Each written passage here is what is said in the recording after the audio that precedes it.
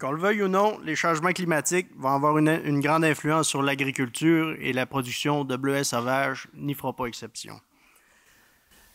La vitesse avec laquelle ces changements s'opèrent pourrait bien nous surprendre et les décisions pour y faire face doivent être prises dès maintenant. C'est pour cette raison que nous aurons 2 conférences à ce sujet cet après-midi. Donc, pour la première présentation de l'après-midi, M. Jean Lafont, qui est chercheur en fertilité des sols à la ferme de recherche d'agriculture et agroalimentaire Canada, va nous présenter sa conférence « Changement climatique, mesures d'adaptation pour le bleuet sauvage ». Accueillons M. Jean Lafont.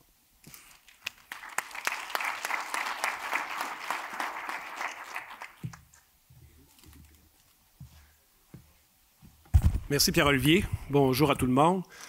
C'est pas facile après le dîner de commencer, fait que c'est moi le cobaye. On va tout de suite passer à comment ça fonctionne. Peut-être avec les flèches ou la souris avec la roulette. Bon, on a trouvé comment ça fonctionne. Donc, on a parlé de changement climatique. Moi, je vous parle des changements, des prévisions pour 2050. 2050, c'est dans 27 ans. Donc, il faut commencer déjà à y penser. Ça va très vite. Puis, les interventions qu'on va faire aujourd'hui, ça va être les interventions pour demain qui vont permettre à la production de se maintenir ici au Saguenay-Lac-Saint-Jean. Donc, en 2050, on annonce des prévisions qui vont faire plus chaud et il va y avoir plus de pluie. Ces données-là proviennent d'un document qui a été fait par Agriclimat, où est-ce que plusieurs producteurs et intervenants ont participé. Puis, j'ai aussi revisé là, la fiche technique. Donc, on va commencer la saison hiver 2050.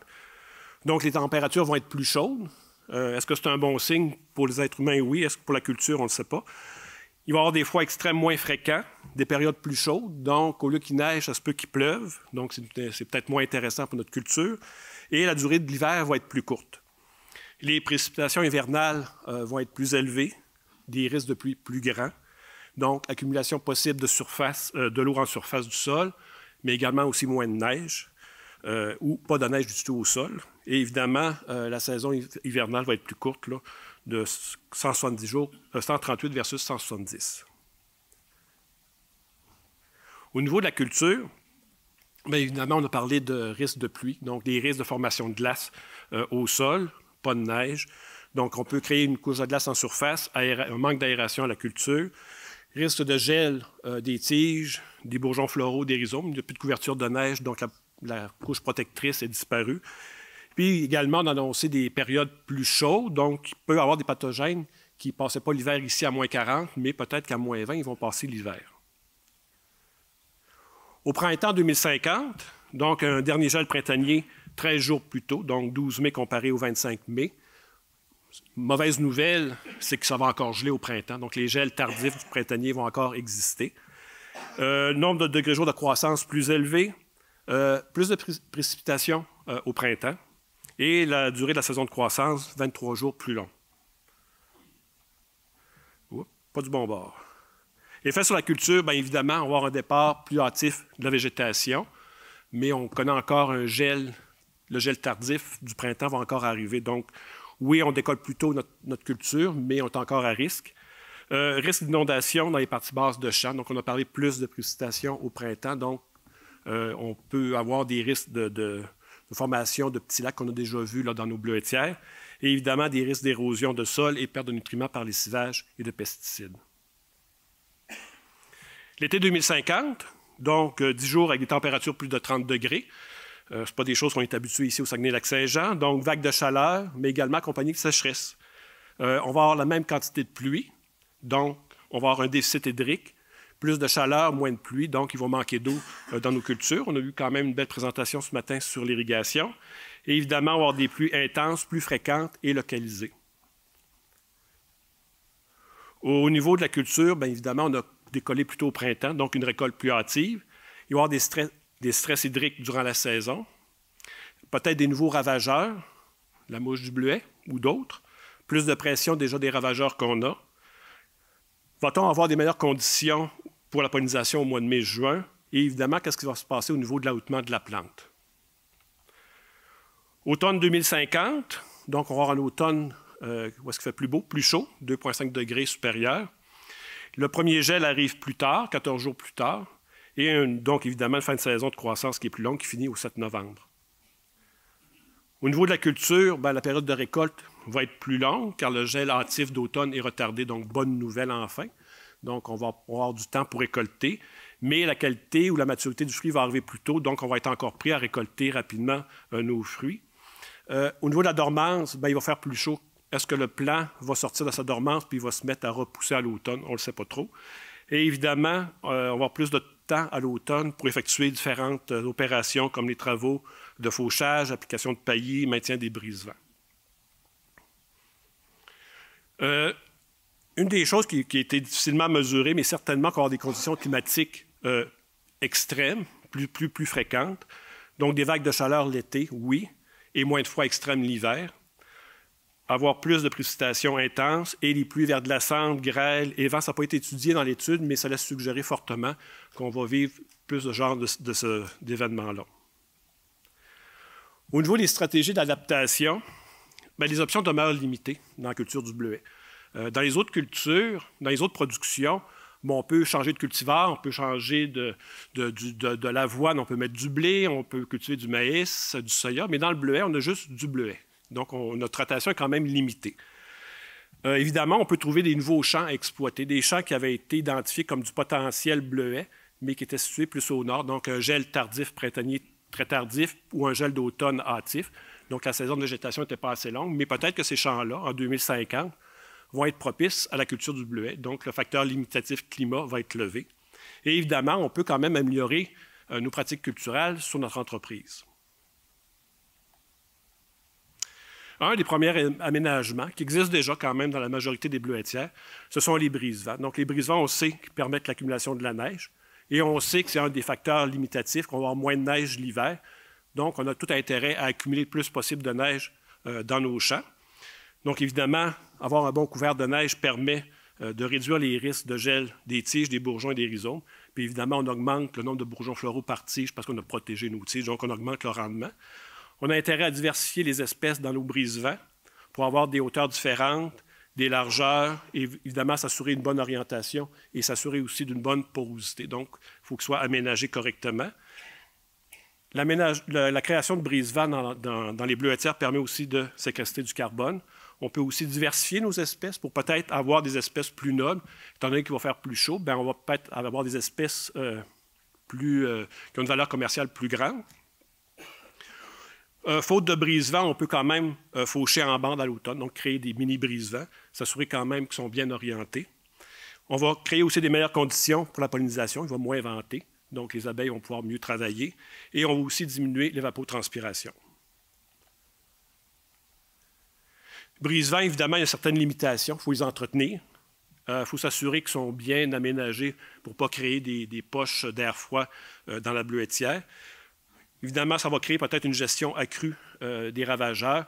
Oui, on va créer des zones pour nos insectes indigènes, mais aussi pour des insectes nuisibles qu'on ne désire pas, ou aussi créer des zones de banques de mauvaises herbes. Donc, on a intérêt à bien les aménager et à les entretenir. Et évidemment, les bandes à l'automne qu'on a laissées non fauchées, bien évidemment, au printemps, il faut revenir pour les faucher. Donc, ici, c'est un exemple pris à l'hiver 2021, donc un fauchage en bande. Et un mois plus tard, on était revenu, puis on voyait quand même un bon couvert de neige, parce que dans cette bleuetière-là, il n'y a pas vraiment de brise-vent qui permettent d'accumuler la neige adéquatement. Ici, c'est une photo qui a été prise il y a plusieurs années dans la bleuetière coopérative de Normandin, et on voit qu'il y avait eu un redout entre Noël et jour de l'an. Il y avait eu de la pluie, puis le lendemain, il a fait moins 40, fait qu'on avait une patinoire dans la bleuetière, à peu près l'ensemble du champ avait été brûlé par le froid. Mais on voit à gauche qu'il y a un brise-vent, puis il y a quand même une partie de la bleuetière qui avait été protégée par la neige, et les plants, finalement, ont survécu. Fait que donc, toute la zone ici, ça avait été le front de neige qui a protégé les plants. Et la décision a été prise de planter des brise-vents ou demi-lots pour s'assurer une meilleure accumulation de neige. On a parlé aussi ce matin de la gestion de l'eau dans 2 conférences. Évidemment, on a vu quand même que le bleuet exporte beaucoup d'eau, il a besoin d'eau, donc on doit s'assurer d'améliorer la rétention en eau des sols. Une des façons de faire, c'est d'appliquer des résidus soit des bouts de papetière, des copeaux, des écorces de bois broyées, application de compost, application de biochar. Évidemment, il y a des limitations, leur disponibilité, les coûts. Évidemment aussi leur qualité. On ne veut pas appliquer n'importe quel produit dans les bleuetières. Donc, c'est un fruit qu'on mange, donc on n'appliquera pas des bouts de municipales qui contiennent des pathogènes. Donc, il faut s'assurer des métaux lourds et autres composés et pathogènes. Gestion de l'eau, donc l'irrigation. Ce matin, on a eu quand même une belle conférence de l'irrigation contre le gel tardif et contre la sécheresse. On a souligné quand même, on n'a pas parlé des coûts, mais ça demeure un facteur limitatif, et aussi la disponibilité de l'eau et toute la réglementation qui a trait là, lesquelles quantités d'eau qu'on peut aller pomper dans les cours d'eau. Donc, ici, c'est une photo prise en 2021 des stress de sécheresse dans une parcelle de recherche. Donc, on voit que les plants sont rabougris, sont jaunes, vert pâle, et le bleuet produit, bon, on a produit du bleuet déshydraté, mais la recette n'est vraiment pas bonne. C'était pas. J'en ai mangé, puis je pense que c'est pas conseillé. On n'avait pas la recette là, de M. Bussière.